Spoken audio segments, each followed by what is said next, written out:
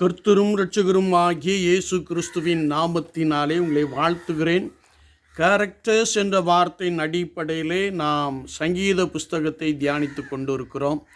இன்றைக்கும் சங்கீதம் 26 நாம் தியானிக்க போகிறோம். சங்கீதம் 26 முதலாம் வசனத்தையும் கடைசி வசனத்தையும் நாம் வாசிக்கும்போது இச்சங்கீதத்தின் கருப்பொருளை அறிய நம் கண்கள் வேகமாக தாவுகிறதை நாம் நன்றாய் அறிந்து கொள்ள முடியும்.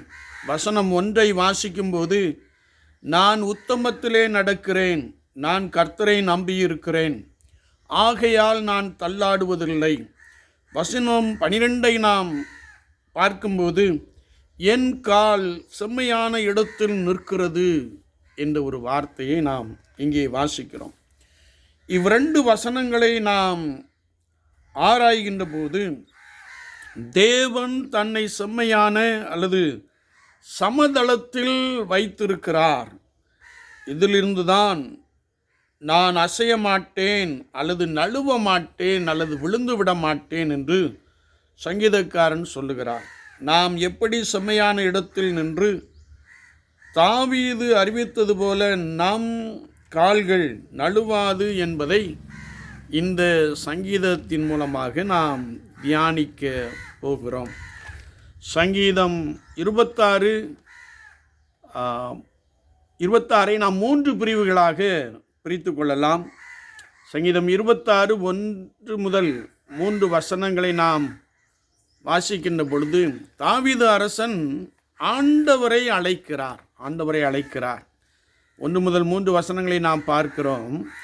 நான் நியாயமாய் வாழுகிறேன், நீர் என்னை ஆராய்ந்து பாரும், நீர் என்னை விசாரியும், எனக்கு நியாயம் தீரும் என்று சொல்லுகிற ஒரு வார்த்தையை நாம் இங்கே வாசிக்க முடியும். தாவீது தான் நீதிபரராகவே எனக்கு நியாயம் செய்யும் என்கிறார். இதிலே இந்த உட்பிரிவிலே நாம் பார்க்கின்ற பொழுது, அவர் அப்படி நியாயப்படுத்துவதற்கு 2 விஷயங்கள் அடிப்படையாக உள்ளது. ஒன்று, நான் நேர்மையாக வாழுகிறேன், நான் கர்த்தரையே நம்பியிருக்கிறேன் என்று சொல்லுகிற ஒரு வார்த்தை.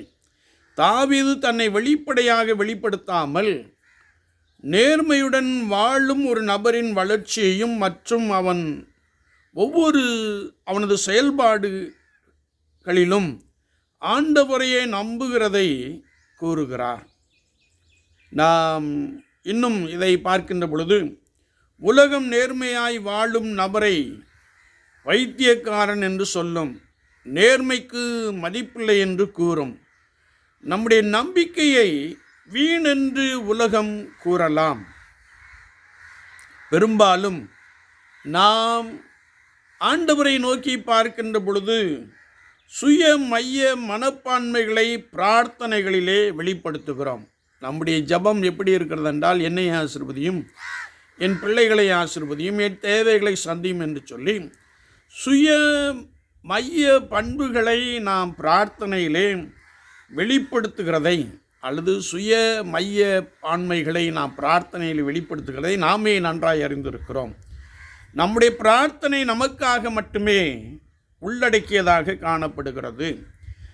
நாம் நீதியான ஒரு வாழ்க்கை வாழும்போது இந்த அவதூறான வார்த்தைகள் நமக்கு எதிராக அல்ல, தேவனுக்கு எதிராகவே உள்ளது என்பதை நாம் அறிந்து கொள்ள முடியும். எனவே தான் பரிசுத்த யோவான் 15:18 நாம் வாசிக்கின்ற போது இயேசு கிறிஸ்து சொன்னார், உலகம் உங்களை பகைக்கிறதற்கு முன்னே என்னை பகைத்தது என்று சொன்னார். உலகம் உங்களை பகைத்தால் ஆச்சரியப்படாதீர்கள் என்றும் சொல்லி இருக்கிறார். நேர்மையாய் உத்தமமாய் கர்த்தரை நம்பி வாழுகின்ற பொழுது உலகம் நம்மை பகைக்கும் என்பதை தாவீது அரசன் வெகு சிறப்பாக வெளிப்படுத்துகிறார். எனவே என்னை நியாயம் விசாரியும் என்று சொல்கிறார். 2வதாக இந்த பகுதியிலே என்னை நியாயம் விசாரியும். ஆண்டவரே, நீர் என்னை சோதித்து பாரும், என் இருதயத்தை ஆராய்ந்து பாரும், நான் என் உத்தமத்திலே நடக்கிறேன். சோதனை என்பது இதயத்திலும் மனதிலும் தொடங்குகிறது.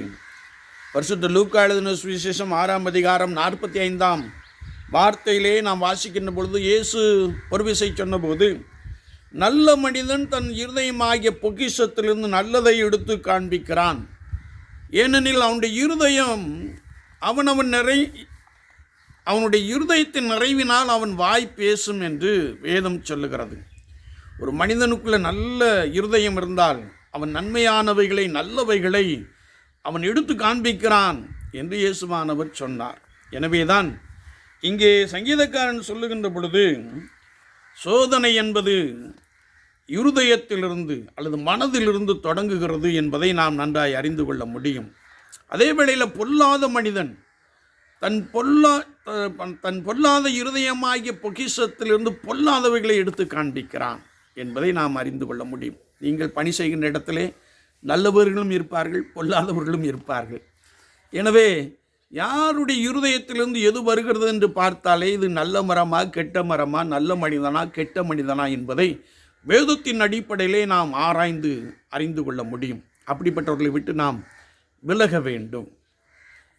எனவே இந்த பகுதியில் நாம் இன்னும் பார்க்கின்ற பொழுது, ஆகவே தாவீது தன் இருதயத்தை ஆராய்ந்து பார்க்கும்படியாய் ஆண்டவரை அழைக்கிறார். என் கால் செம்மையான இடத்தில் நிற்கிறது, ஆகவே நாங்கள் விழுவதில்லை என்பதை அறிய நாம் 3ஆம் வசனத்தை பார்க்கின்ற போது, உம்முடைய கிருபை என் கண்களுக்கு முன்பாக இருக்கிறது. தாவீது என் கால் செம்மையான இடத்தில் இருக்கிறதற்கு காரணம் என்னவென்றால், உம்முடைய கிருபை என் கண்களுக்கு முன்பதாக இருக்கிறது என்று சொல்லுகிறார். ஆண்டவரையே பார்த்து அவர் செயல்பட்டபடியினாலே, ஆண்டவருடைய கிருபை எண்ணி வாழ்ந்தபடியினாலே என் கால்கள் சுமையான இடத்தில் இருக்கிறது, நான் விழமாட்டேன் என்று சொல்லுகிறார். நான் சத்தியத்திலே வாழுகிறேன், சத்திய ஆவியாகிய தேற்றவாளே உங்களுக்கு போதித்து நீங்கள் நடக்க வேண்டிய வழிகளை உங்களுக்கு காண்பிப்பார் என்ற வசனத்தின்படியே சத்திய வார்த்தையின்படி நான் வாழ்ந்து கொண்டு இருக்கிறேன். சத்தியத்திற்காக நான் வாழுகிறேன். எனவே ஆண்டவர் என்னை நடத்துகிறார் என்று சொல்லுகிற ஒரு அனுபவத்தை நாம் பார்க்க முடியும். 2வது பிரிவாக ஆண்டவரின் தன்மை, சங்கீதம் 26 முதல் 7 வசனங்களை நாம் பார்க்கின்ற பொழுது, மதிப்பற்றவர்களுடன் உட்காராதீர்கள், அல்லது fellowship very very important in Christian life. உங்கள் ஃபெல்லோஷிப் பரிசுத்தவான்களோடும் பரிசுத்தவாட்டிகளோடு இருக்க வேண்டும். ஏனென்றால் நீ தாவீது செம்மையான இடத்தில் நிற்பதற்கு 4 பண்புகளை அவர் விவரிக்கிறார். 4 பண்புகள் என்று சொல்லுகின்ற பொழுது அங்கே தீயவர்களை வெறுக்கிறேன் என்று சொல்லுகிறார்.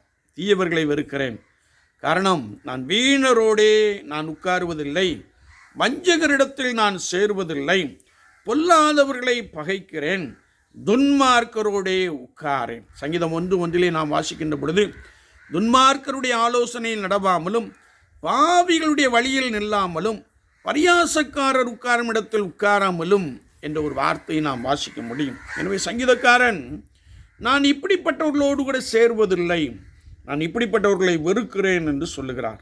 அது மாத்திரமல்ல, அவர் ஆண்டவரோடு கூட இருந்தபடியினாலே, அவர் ஆண்டவரின் தன்மையை பலமாய் அறிந்திருந்தபடியினாலே ஆண்டவரை துதியுங்கள் என்று சொல்லுகிறார். ஒவ்வொரு நாளும் துதியின் பலி, ஸ்தோத்திர பலி கர்த்தருடைய ஜனங்களுக்குள்ளே இருக்க வேண்டும் என்பதை நாம் வேதத்தின் அடிப்படையிலே தெளிவாய் அறிந்து கொள்ள முடியும்.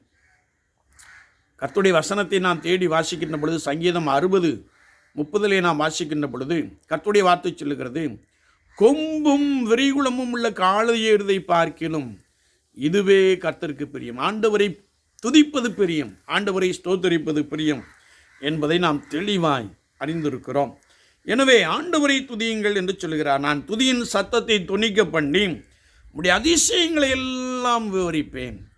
நீர் என்னை சத்துருக்களுக்கு விலைக்கு மீட்டு கொண்டீர், நீர் என்னை செம்மையான இடத்திலே கொண்டு வந்து நிறுத்தினீர், நான் உம்மோடு கூட இருந்தேன், நீர் என்னோடு கூட இருந்து பலமாய் நடத்தினீர் என்பதை, அந்த அதிசயமான காரியங்களை நான் கர்த்தருடைய சபையிலே நான் கர்த்தரை துதித்து தொனிக்க பண்ணி அதை அறிவிப்பேன் என்று சொல்லுகிறார். அது மாத்திரமல்ல, நான் குற்றமில்லாமலே என் கைகளை கழுவி உண்மையே சுற்றி வருகிறேன், உடைய பீடத்தையே சுற்றி வருகிறேன் என்று சொல்லுகிறார்.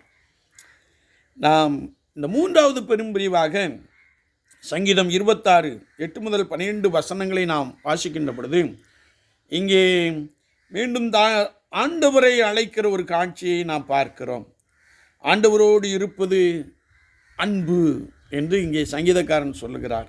ஆண்டவரே, உம்முடைய ஆலயத்தையும் உமது மகிமையான வாசஸ்தலத்தையும் வாஞ்சிக்கிறேன், நான் உம்மோடு கூட இருக்கிறேன், நான் உம்மோடு கூட இருக்க விரும்புகிறேன், நான் உம்மில் ஆழமாய் அன்பு கூறுகிறேன் என்று சொல்லுகிற ஒரு வார்த்தையை இங்கே தெளிவாய் வாசிக்க முடியும்.